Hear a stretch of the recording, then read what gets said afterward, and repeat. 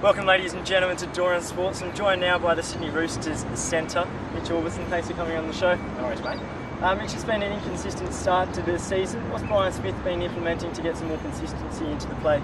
Yeah, mate, it has been an inconsistent start. We've been working pretty hard to try and right a couple of those wrongs.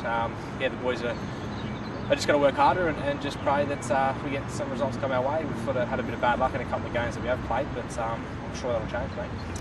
Monday brings the annual ANZAC clash against the St George Illawarra Dragons. How do you think you're going to win the game? Yeah, well, it's always a big game, especially being in the grand finals from last year. That adds even a little bit more spice to it. But yeah, even if we weren't in the grand final, it's still a big game for us. We've got to be good. We've got to be a lot better than what we have been. And I think if we keep training hard this week, we'll get the result that we want. Being in ANZAC match, does it lift you at all? Yeah, it does, definitely. It's normally have the Jets fly over and there's a bit of hype about coming up to a long week. And we have the national anthem and the last post play as well, which pumps the boys up. And yeah, all the boys are really looking forward to this one.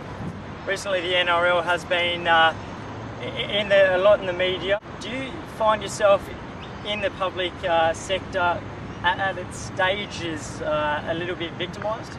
Yeah, no, it's sort of with this responsibility of being an NRL player, you always are going to be known down the street, and people are going to sort of look at you when you're trying to have a beer with your mates. But yeah, mate, it's just you just got to make sure you keep your nose clean, and when you do, just make sure you have a couple of beers and get home at a reasonable hour. You got any goals leading up to State of Origin at all? Yeah, well, mate, it's a bit tough to sort of answer that. It's at the moment my main concern is the Roosters. We want to try and get some more wins on the board. If those sort of representative honours come, then that's going to be due to hard work and the team performing well. Psychology has been an aspect of the game or across sport that has been heavily increased in recent years. How does that play a part in your game? Oh, it's massive, actually. It's compared to when I first started to now, just how to prepare for a game is always different. We had a psychologist come and talk to us.